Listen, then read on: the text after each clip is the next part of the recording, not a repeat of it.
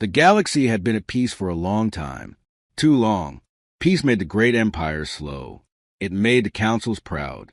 It made the strong believe nothing could ever challenge them again. That belief died the day the outer systems went dark. At first, it was just one signal.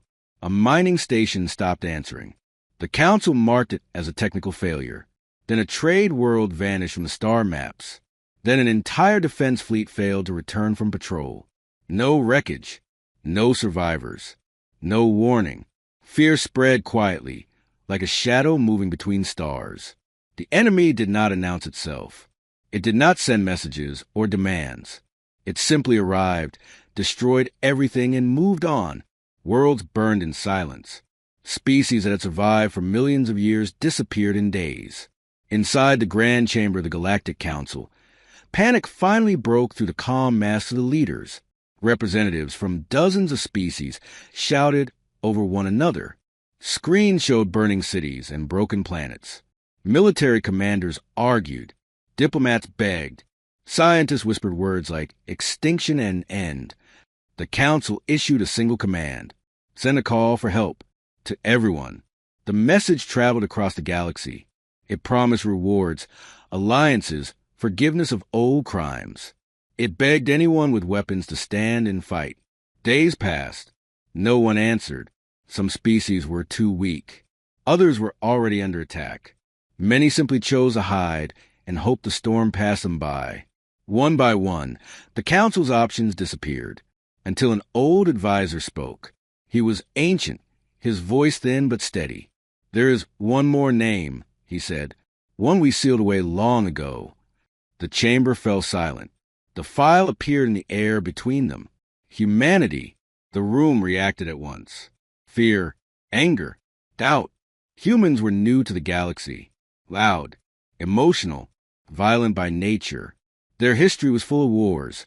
Wars they started, wars they finished, wars they barely survived. They did not fight clean. They did not fight calm. They fought angry. The council had welcomed them once. Then came incidents.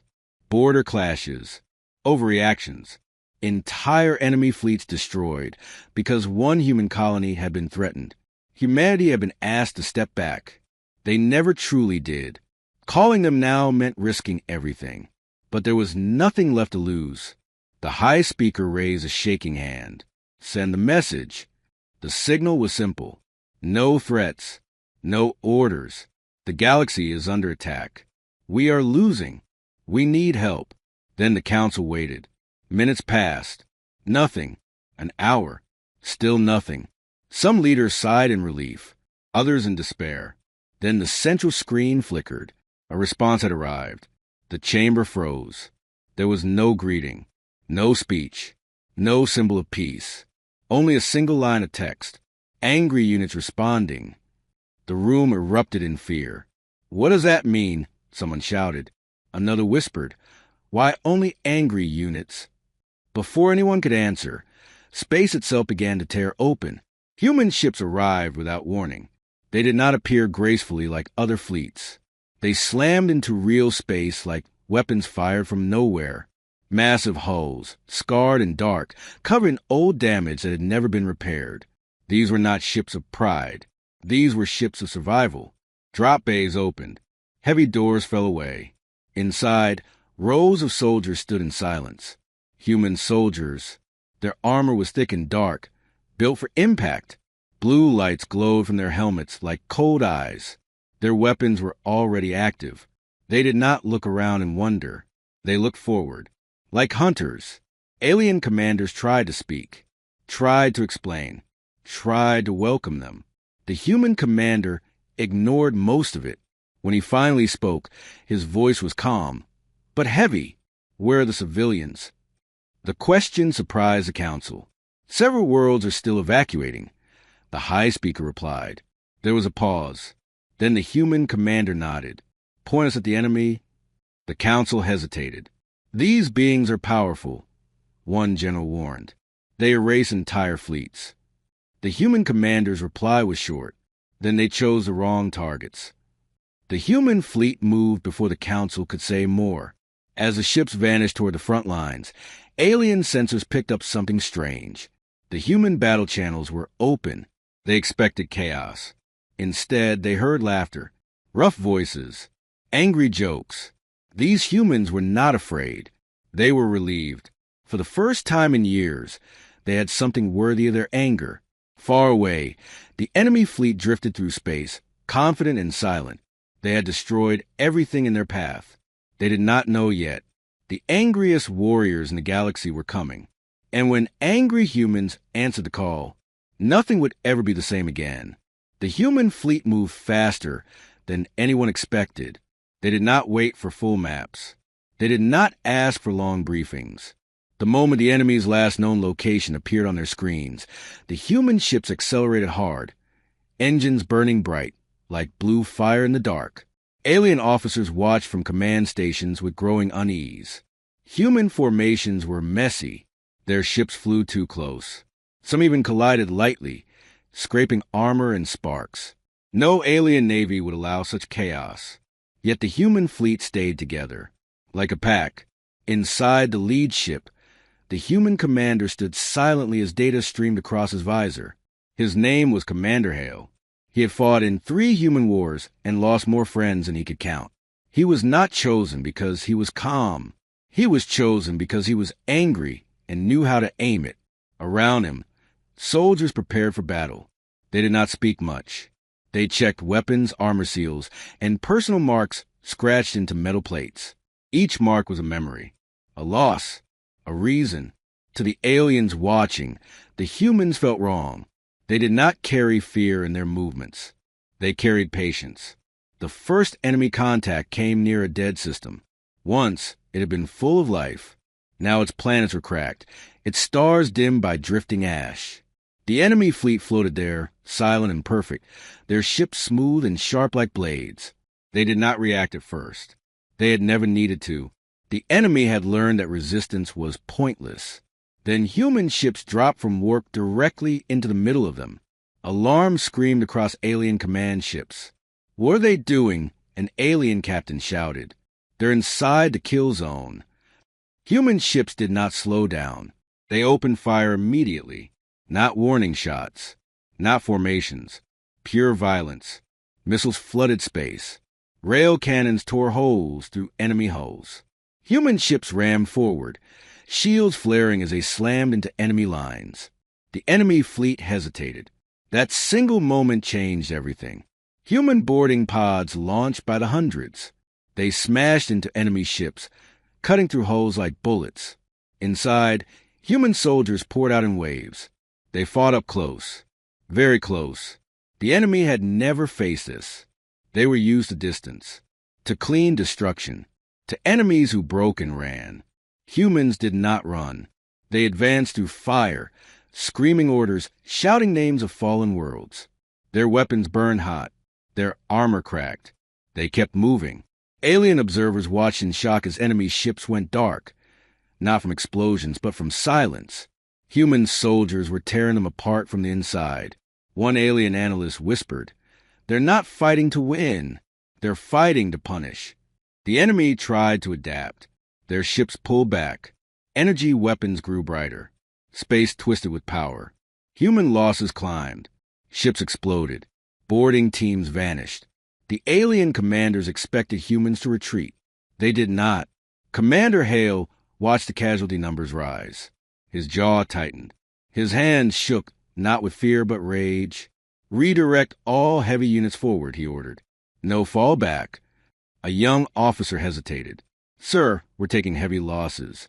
Hale looked at him. "So did they," he said. "Long before today." The humans pushed harder. Then the enemy made a mistake. They targeted a convoy hiding behind Moon. Evacuation ships. Civilian transports filled with species that could not fight. The human fleet detected the attack instantly. Something changed. The laughter on human channels stopped. The noise dropped into cold silence. Commander Hale's voice cut through every channel. "All units," he said slowly. "That convoy is under human protection." The enemy ignored the warning. Energy beams tore through the first evacuation ship. It broke apart, spilling fire and debris into space. For a second, nothing happened. Then the humans unleashed everything. Weapons long sealed were activated. Power limits were removed. Human ships glowed with unstable energy as they charged straight at the enemy. Alien sensors screamed warnings. Human reactors are overloading. They'll destroy themselves. Commander Hale did not care. Angry units, he said quietly. Advance. The human fleet became a storm. Enemy ships vanished in blinding light. Space twisted under the force of human weapons. Boarding teams attacked without waiting for support. Human soldiers fought even as their armor failed. They did not stop. They could not stop. This was not strategy anymore. This was memory. The memory of burned cities. The memory of crying children. The memory of worlds lost while others looked away. The enemy finally broke formation. They fled. Alien commanders stared at their screens in disbelief. The enemy, unstoppable, silent, perfect, was running, and the humans chased them. Hours later, the battlefield was quiet. Wreckage drifted through space. Human ships regrouped slowly, scarred but standing. The cost was high, very high, but the convoy survived. Alien leaders contacted Commander Hale. "You saved them," the high speaker said softly. Hale did not smile. "We weren't saving," he replied. "We were reminding." "Of what?" the alien asked. Hale looked at the drifting enemy wrecks. "Why angry humans exist." Far away, the enemy regrouped in silence. They had learned something terrible. The galaxy's most dangerous weapon was not technology. It was human anger, and it had only just been unleashed. The enemy did not flee far.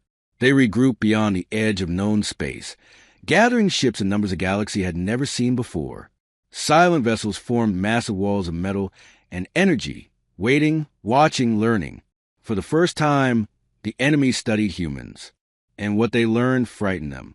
The Galactic Council, however, was still catching its breath. The first battle had saved lives, but the cost was heavy. Human ships returned damaged. Some did not return at all. Medical bays overflowed. Alien medics worked beside human doctors, trying to understand human bodies and human pain. They were not prepared. Humans did not cry out much. They clenched their teeth. They stayed quiet. Some even joked while bleeding. Alien healers whispered among themselves. How do they endure this? The answer came from a wounded human soldier, lying calmly as his armor was cut away. "We're used to it," he said simply. The council demanded a full briefing. They wanted to know why humans fought like this, why they ignored losses, why they seemed almost calm inside the chaos. Commander Hale stood before them again, armor scratched, eyes tired. "You think we fight angry all the time," he said. "That's not true." The chamber grew silent. "We live normal lives," Hale continued. "We build families. We argue about small things. We try to be better." "Then why this?" an alien asked.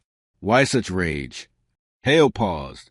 "Because anger is what remains," he said, "when everything else is taken." He told them about Earth's past, about wars that almost ended humanity, about enemies that came wearing familiar faces, about cities destroyed by mistakes and pride. Humans learned early that peace was fragile, and when it broke violently. "We learned to survive," Hale said, "and survival isn't gentle." The council listened, uneasy. While they talked, the enemy moved. A new attack began, far from the front lines. A human colony. It was small, not important by galactic standards. A mining world with families, schools, and old people who never left the ground. The enemy chose it on purpose. They wanted to see what humans would do. The attack came fast. Human defense ships were few. The colony's shields held for minutes, then failed. Buildings burned. Power grids collapsed. Evacuation ships struggled to launch under fire. The human fleet detected the attack too late. Alien commanders expected chaos. Instead, the human response was terrifyingly calm. Commander Hale did not shout. He did not curse. "All units," he said, "change course." Alien officers protested. "If you divert now, the enemy main fleet will." "We know," Hale said. The human fleet turned as one. They pushed engines beyond safe limits. Ships groaned. Some failed mid-jump and vanished into nothing. The survivors arrived above the colony in silence. What they saw broke something inside them. Cities in flames. Broken ships falling from the sky. Emergency signals screaming over open channels. Human soldiers listened. They heard children crying. Parents calling names. Final messages sent to no one. Something snapped. Human pilots did not wait for orders. They charged. Enemy ships turned to meet them, confident again. They were wrong. Human ships crashed into enemy lines like falling mountains. Boarding pods launched directly through enemy bridges. Human soldiers fought without words, without mercy. Alien observers watched the feeds in horror. Humans were not shouting now. They were silent. That silence was worse. One enemy commander attempted communication. "We do not understand," it said. "Why do you resist extinction?" Commander Hale answered. "Because we remember who we were," he said, "and who you chose to hurt." The humans unleashed weapons a council did not know existed. Gravity warheads collapsed enemy ships inward. Energy waves shattered entire formations. Space itself bent and screamed under force. Enemy vessels tried to escape. Human ships hunted them down. No retreat, no survivors. When the battle ended, the colony was saved, but scarred forever. Human soldiers walked through the ruins, helping survivors, lifting debris, carrying the wounded. They were gentle now. Alien medics watched in confusion. "These are the same beings," one whispered. "Yes," a human soldier replied. "That's why you should be careful." The enemy learned another lesson that day. Human anger was not random. It was controlled. And when focused, it was unstoppable. Back at the council, fear turned into something new. Respect. They began to understand the truth. Humanity was not dangerous because it loved war. Humanity was dangerous because it remembered pain and refused to let it happen again. Commander Hale stood alone in his ship's quiet chamber later that night. He looked at the names of the dead scrolling across his visor. He felt the anger still burning. But beneath it was something else. Purpose. The enemy was still out there, and humans were not done yet. Far beyond known space, the enemy gathered its full strength. They planned one final strike. And for the first time in their long existence, they were afraid. Because angry humans had shown them something terrible. Anger was not weakness. It was the last shield of a species that refused to die. For the first time since their rise, the enemy argued. Inside their vast command structure, cold logic clashed with something unfamiliar. Data streams showed losses. Predictions failed. Perfect outcomes shattered again and again. Humans did not behave correctly. They did not flee when numbers turned against them. They did not surrender when survival odds dropped. They did not slow down when pain increased. The enemy had erased thousands of species before. Each one followed the same pattern. Panic, retreat, collapse. Humans were different. They moved toward danger. Enemy strategists began to ask a question they had never needed before. Why? To find the answer, the enemy planned something new. Not a battle. A message. They transmitted a signal directly to the human fleet. No threats. No demands. Just a simple statement. Your resistance is illogical. You will lose. Stand down. The Galactic Council panicked. Do not answer. Alien leaders warned. Anything you say will be used against you. Commander Hale listened in silence. Then he responded. You're right, he said calmly. We will lose. The enemy paused, confused. Hale continued. Every war costs us. Every fight leaves scars. We lose people every day. Alien leaders stared at him in shock. Then why continue? The enemy asked. Hale's answer was quiet. Because losing is better than letting you win. The transmission ended. The enemy did not understand the words, but something in the tone unsettled them. They prepared their largest attack yet, across multiple systems. Enemy fleets advanced together, not one front, not two, all of them. Their goal was simple: break the humans, overwhelm them with numbers, crush their anger under endless pressure, prove that emotion always failed in the end. The Galactic Council watched the enemy movements in terror. "This is extinction-level force," an analyst whispered. "Nothing can stop this." Commander Hale studied the map. Human forces were spread thin. Supplies were low. Ships were damaged. Reinforcements would take weeks. He closed his eyes for a moment. Then he smiled. "Good," he said. Alien leaders stared. "This is what they want," Hale explained. "A clean victory. A final blow." He tapped the display. "We won't give it to them." The human fleet split. Small groups moved into empty systems. Others hid near dead stars, asteroid fields, black holes. Some ships powered down completely, disappearing from sensors. Alien commanders thought it was madness. The enemy believed humans were retreating. They advanced faster. Then the trap closed. Human strike groups attacked supply lines. Not fleets, fuel depots, repair ships, communication nodes. They hit fast, destroyed everything, and vanished. Enemy formation slowed. Confusion spread. The humans did not face them directly. They bled them instead. Each attack was small but precise. Each loss forced the enemy to adjust. Each adjustment made them slower. Days turned into weeks. The enemy grew frustrated. That frustration became fear. They had never faced a war without an ending. Inside the human fleet, exhaustion grew. Soldiers slept in armor. Ships ran on emergency power. Casualties climbed steadily. Still no one complained. A young alien officer finally asked a human Marine the question everyone feared. "How are you still fighting?" The Marine shrugged. "Because we've been tired before," he said. "And it didn't stop us then." The enemy made one final decision. They gathered everything they had left into one massive force. They chose a system with billions of civilians from dozens of species. They would force the humans to choose. Fight and fail. Or retreat and let the galaxy burn. The council was horrified. "They're using civilians as bait," the high speaker said. "They know humans will come." Commander Hale nodded. "Yes," he said. "They finally understand us." The enemy fleet arrived first. Planets trembled as energy weapons charged. Evacuation was impossible. There was no time. The humans arrived moments later. Every remaining ship, every damaged hull, every angry warrior. They formed a thin line between the enemy and the world behind them. Alien commanders begged Hale to withdraw. "You cannot win this," they pleaded. "Not here." Hale looked at the screen filled with human ships, scarred, burning, still standing. "We're not here to win," he said. The enemy opened fire. Space exploded. Human ships took the full force of the attack. Shields failed. Armor burned. Ships shattered.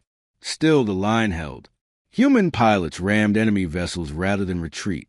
Boarding teams attacked even as hulls decompressed. Engineers kept reactors running with bare hands and broken tools. Alien observers watched in disbelief. Humans were dying, but they were smiling. The enemy began to hesitate. Every meter forward cost them ships. Every second cost them control. Something broke inside their calculations. This was not resistance. This was defiance. The enemy commander finally understood. Humans were not protecting the galaxy because they believed they could win. They were protecting it because someone had to. As the battle raged, the enemy felt something new spread through their ranks. Fear, not a defeat. But what kind of species would fight like this even when hope was gone? And the humans? They fought harder. Because angry humans did not need hope. They only needed a reason. The battle for the civilian system did not end quickly. It dragged on for days. Human ships formed a broken wall in space. Some were barely holding together. Others burned constantly, patched by crews who refused to stop working even as alarms screamed around them. The enemy pressed forward again and again. Each time, humans pushed back, not because they were winning, but because they refused to move. The Galactic Council watched the battle unfold in silence.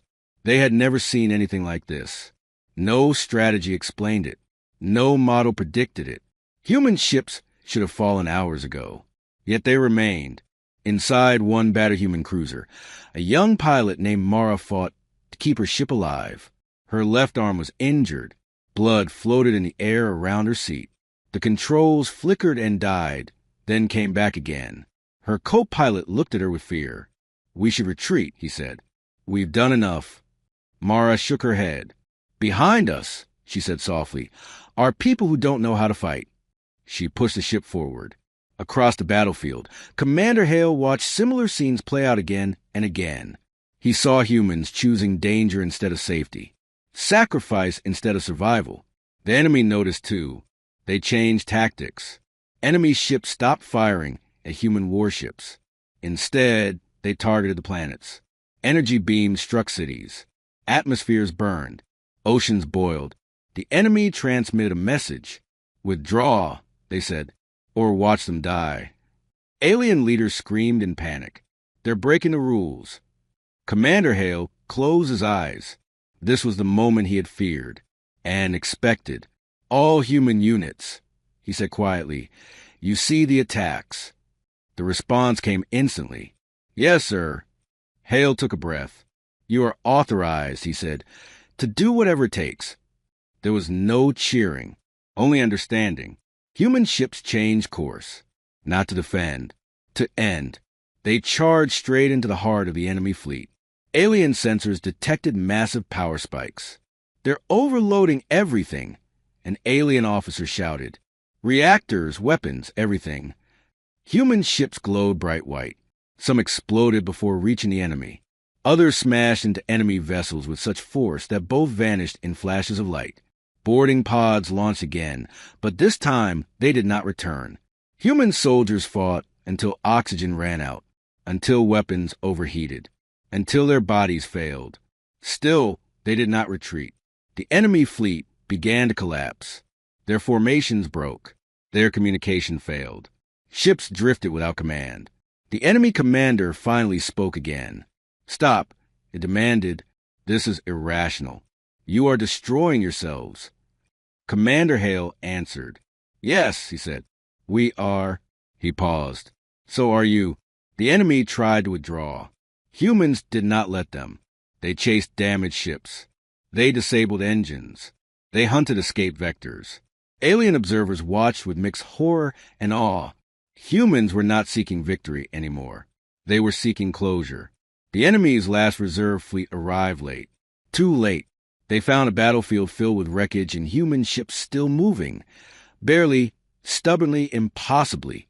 One enemy ship attempted a final act of defiance. It jumped toward a nearby planet. A human frigate followed it. The frigate's engines were failing. Its weapons were gone. Its hull was torn open. Inside, the captain looked at his crew. "We won't make it back," he said. No one argued. The frigate slammed into the enemy's ship during its jump. Both vanished. The planet was saved. Slowly, silence returned to the system. Enemy ships fled in every direction. Some escaped. Many did not. Human ships stopped firing, not because they were done, but because they had nothing left to give. Rescue teams moved through the wreckage. Alien ships joined them now, no longer afraid to approach. They found humans alive in impossible conditions, burned, broken, smiling. One alien medic asked a wounded human soldier, "Why didn't you stop?" The soldier laughed weakly.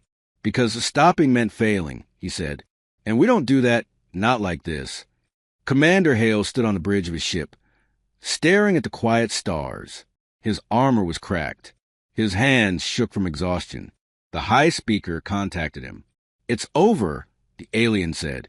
"The enemy is retreating from all systems." Hale nodded. "They'll be back," he said. "Yes," the high speaker agreed, "but not the same."